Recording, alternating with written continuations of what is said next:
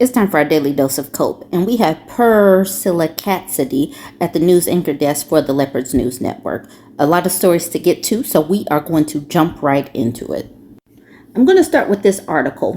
4 in 10 Republicans worried Medicaid cuts would hurt their communities.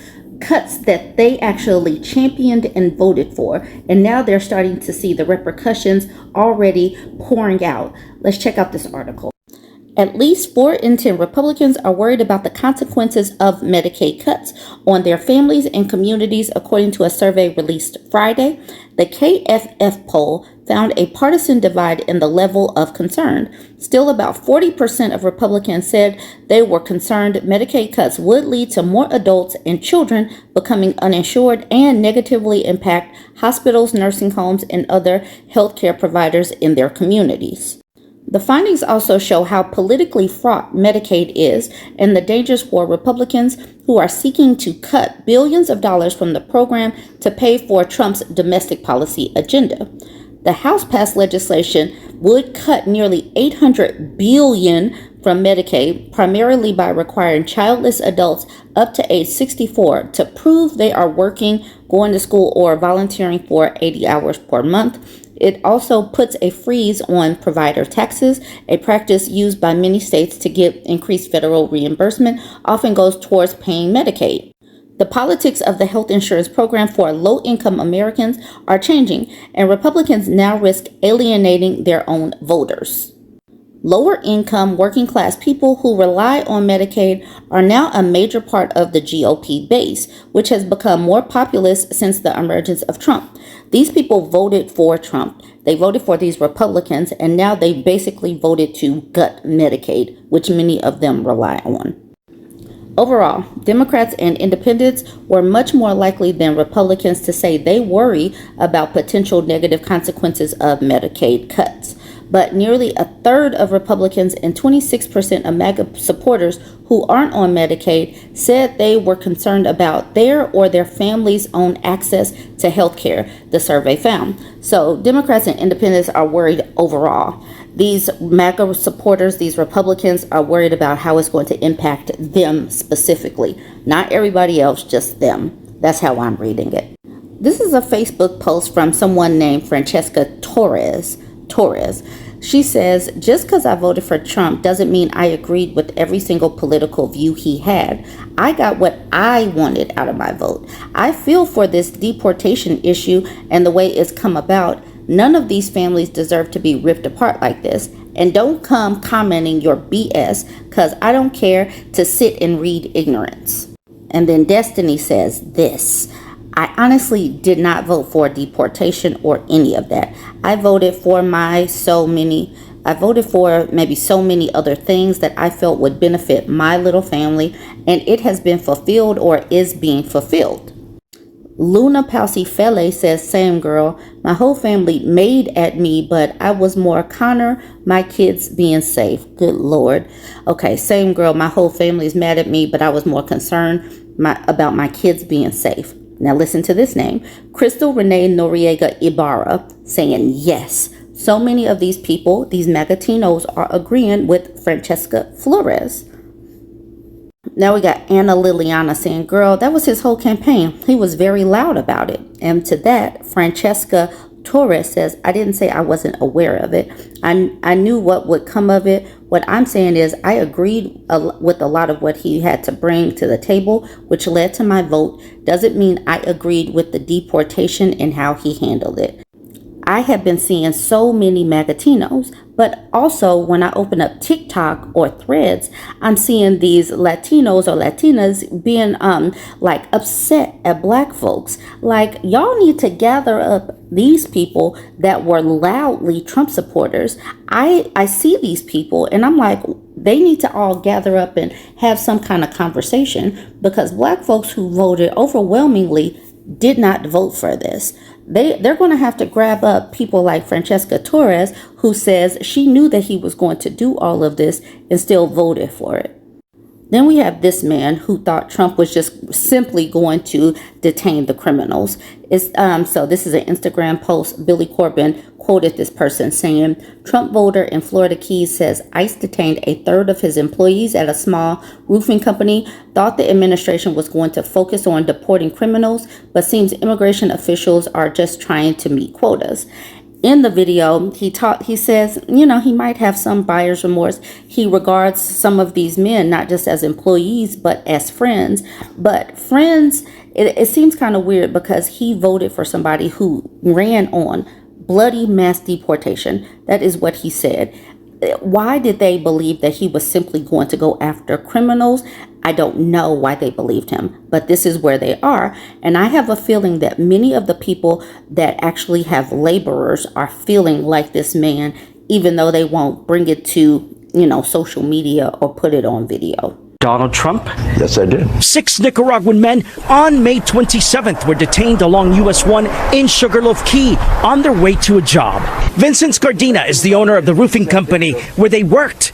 Given his support for the president, we asked what he would tell the commander-in-chief. What happened here? This situation is just blatantly not at all what they said it was. While he agrees with most of the president's policies, he thought the Trump administration was going to focus solely on deporting criminals. It seems immigration officials, he says, are just trying to meet quotas now. Buyer's remorse? I don't know. A little bit. I know of one landscaper that lost 9 or 10 of the whole crew he had, and he's just totally out of business all of a sudden. It's pretty obvious, I would say, that the reason why they were pulled over is because they're Latino men. Their immigration attorney says it should not have happened because 5 of the 6 have their paperwork in order with pending asylum cases. Valid work permit, not even close to be expired. And no criminal record, not here, not in Nicaragua. Losing these 6 men is losing a third of his workers. We're not able in Key West to just replace people as easily as, say, a big city. It's financially as well as emotionally. It takes a toll. You get to know these guys. You become their friends, just not an employer, but a friend. And you see what happens to their family. It's quite a shock. Vincent, you voted. Paleo is wondering, why isn't Vincent and other business owners held responsible for knowingly hiring immigrants? It's not illegal to hire immigrants, and these people seemingly had paperwork. That's how they're able to track them down. These ICE people are going to court. They're going to caseworkers. They are finding them because some of these people do actually have paperwork, and they were trying to do it the legal way.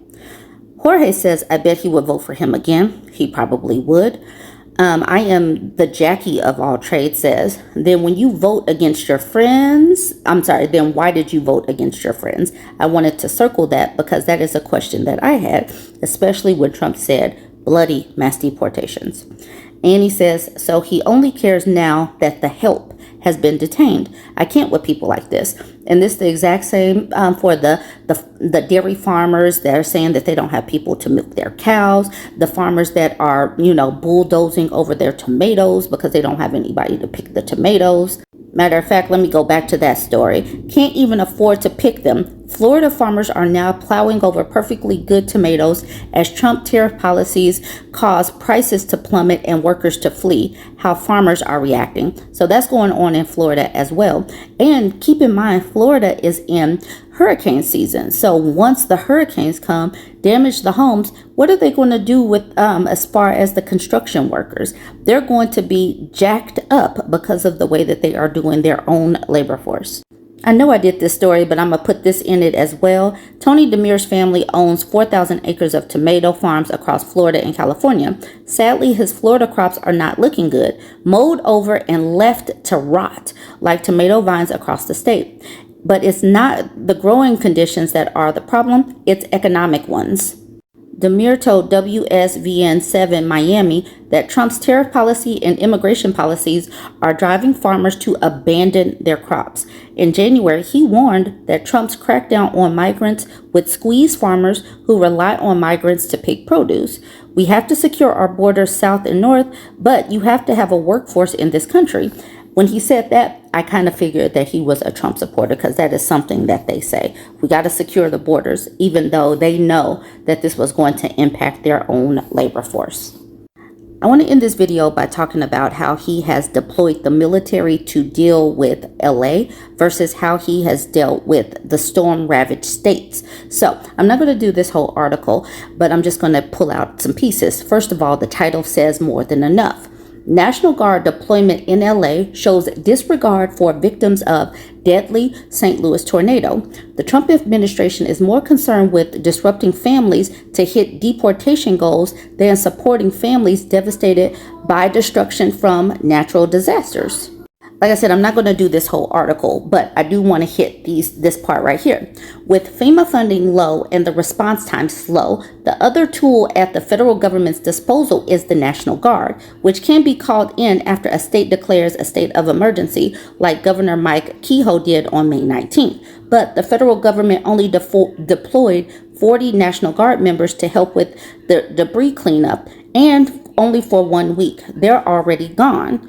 This juxtaposition of the situations in LA and St. Louis is infuriating and shows that our federal government under the Trump administration is more willing to deploy resources against its own citizens rather than to help them. Some 2,000 National Guard troops helping to rebuild in St. Louis would be a godsend, but 2,000 armed National Guard troops protecting ICE agents in LA is a Gestapo.